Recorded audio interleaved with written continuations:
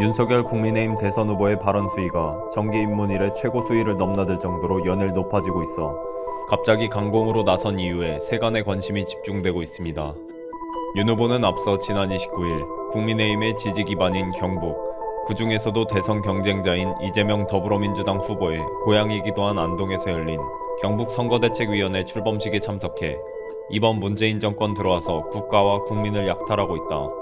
그에 대해 문제 제기하는 반대편을 사찰하고 또 사이버 전사들 대깨문을 동원해 인격 말살을 했다며 권위주의 독재 정부는 국민 경제를 확실히 살려나 산업화 기반 만들었는데 이 정부는 뭐했나.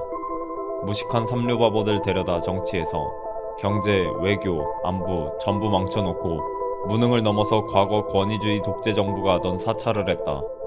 무능과 불법 동시에 다하는 엉터리 정권이라고 직격했습니다. 그러면서 그는 대선도 필요 없고 이제 곱게 정권 내놓고 물러가는 게 정답이라고 주장한 데 이어 이재명 민주당 후보도 겨냥 제가 이런 사람과 토론해야겠는가 정말 가짠다며 대장동 백현동 진상부터 밝히고 민주당 후보 둘러싼 음습한 조직폭력배, 잔인한 범죄 얘기를 먼저 다 밝혀야 한다고 직격탄을 날렸고 특히 대장동 의혹과 관련해선 관여한 사람들이 줄줄이 사망했다. 누가 압박한 건가, 검찰인가 민주당인가라고 발언 도중 책상을 내려치기도 했습니다.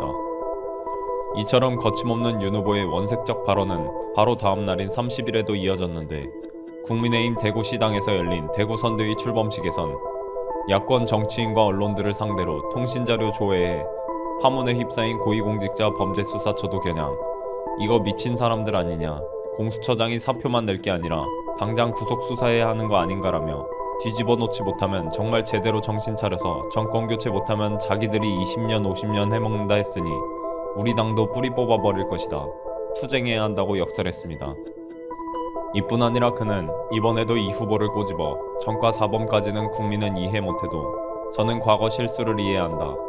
하지만 이런 중범죄로 얻은 돈을 대통령 만드는데 안 쓰겠나라고 일침을 가한 데 이어 특검을 안 받으면 그 혐의를 인정하는 꼴이 되기 때문에 선거 앞두고 도대체 특검을 안 받은 적이 없는데 대장동 범인이기 때문에 안 받는 것 아니냐.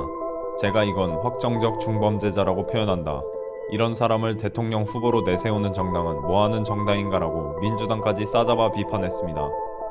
이에 민주당에선 같은 날 이용빈 선대위 대변인이 브리핑을 통해 지지율 떨어지고 당내 후보 교체 여론이 높아지자 화풀이하듯 좌충우돌하는 윤 후보를 보는 것만으로도 이제 공포감이 든다. 막말 폭주기관차가 된 윤 후보 너무 멀리 갔다며 오늘은 사실상 욕에 가까운 막말로 대선판을 어지럽히고 있는데 1일 1 실언 컨셉에서 1일 1 막말 컨셉으로 나름의 전략을 바꾼 듯하다고 비꼬았고 송영길 대표도 국회 도서관에서 열린 미디어 ICT 특위 발대식에서 진중권 전 교수가 윤 후보의 이재명 중범죄자 발언을 비판한 점을 들어 정치를 포기하는 것 아니냐, 오죽하면 진중권 씨조차도 잘못했다고 하겠나라고 윤 후보에 맞불을 놨습니다.